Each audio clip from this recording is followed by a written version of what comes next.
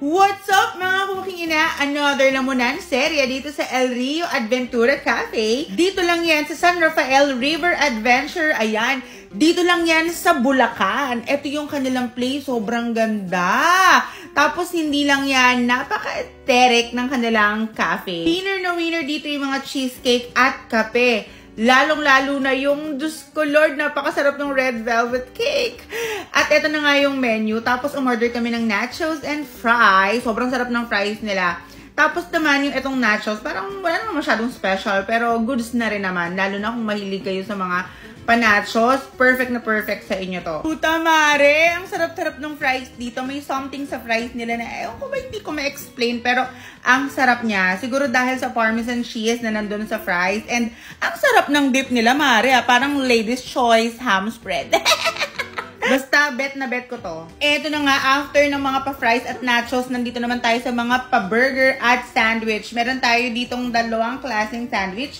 Ang kanilang Clubhouse sandwich and ham tuna sandwich ata yun, or tuna sandwich, I forgot. Pero ayan, ang crispy ng kanilang potato chips. And then, eto to try natin yung kanilang Clubhouse sandwich. Okay naman yung lasa, pero yun nga, natatabangan ako. Pero at least, fresh yung mga gulay. Shit, eto talaga yung hindi ko kinaya. Yung kanilang Angus burger. Sobrang sarap nito, guys. I-try nyo. Talagang na-surprise ako dahil super duper juicy at malasang malasa yung kanyang patty. Actually, mas gusto ko pa yung burger nila kaysa sa mga sikat na burger na meron sa Manila.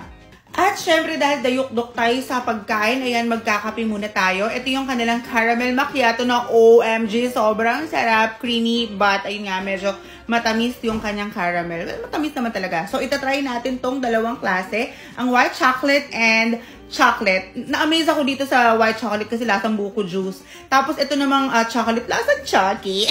So, going back, balik tayo dito sa sandwich. Ito na yung isang klase ng sandwich na nakalimutan ko kung ano yung tawag. Pero ito talaga parang walang masyadong special sa akin. Hindi ko rin nagustuhan yung lasa. So, ito naman ang pinaka-iniintay ko, ang kanilang mga pasilog. Sobrang winner talaga ng mga silog or mga rice meals dito sa El Rio Adventura Cafe. Nahin natin yung tapang baboy ramo. Ayan, ito medyo matigas talaga siya. Pero, isa to sa mga unique na exotic food na natikman ko. Kasi alam mo yun, very natural lang yung lasa niya. Hindi katulad nitong tocino na very commercial, diba? Ayun kasi homemade. Samantalang ito ay, alam mo na, commercial. So, masarap din siya. Talagang, ito yung mga usual na kinakain nating tocino. But this one is the tapa. Oh my God. Ito yung nag-stand out sa lahat ng mga silog na nakain ko. Dahil po, na sobrang sarap. As in. And then this one is the longganisa. Very garlicky. So, hawig siya sa longganisa vegan. Pero local lang din daw to. Kaya napakasarap din kasi crunchy outside. And ito naman ang kanilang pasta. Meron sila ditong pesto and yung isa carbonara. Ito, pinaka-winner sa akin to yung pesto. Samantalang itong carbonara, medyo sapat lang. Ang nakakatuwa sa mga pastang nakain ko, hindi siya dry kahit na late ko na siyang nakain sa dami ng mga nire-review ko. Pero ito talaga yung pinaka-hinihintay ko, yung kanilang entry dahil napakadaming tinikman as in and lahat talaga masasarap. So, uunahin na natin tong barbecue ribs. Nako, sobrang laki ng servings nila dito. I think mga 450 grams ang isang order nito sa kanilang ribs. And oh my gosh, talagang napakalambot ng kanilang ribs. Tapos, ang tamis ng corn, ang dami nung kanin. Talagang yung kain mo dito, mare, parang kain a la cargador. Kasi talagang sulit na sulit yung ibabayad mo dito. Ito naman ang talagang nag-stand out at talagang na-impress ako dahil yung manok nila, mare, as in parang may kalasa na isang fried chicken restaurant dito sa Manila. Hindi nga lang kalasa, mas masarap pa. Talagang sobrang lamot. Nakita niyo yung itsura ko dyan.